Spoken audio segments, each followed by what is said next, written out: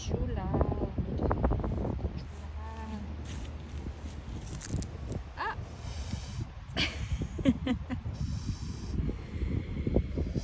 Se imagina, gente, los animalitos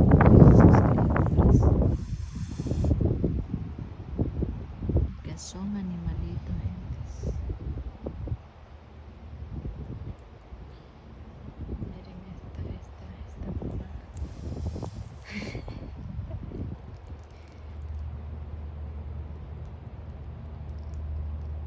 ¿A poco no está chula, gente?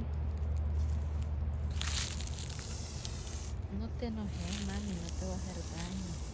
Oh, mira, tiene... Oh, tiene un huevo acá. Es que tiene un huevo acá afuera, no sé por qué lo tiene ahí. Ay, qué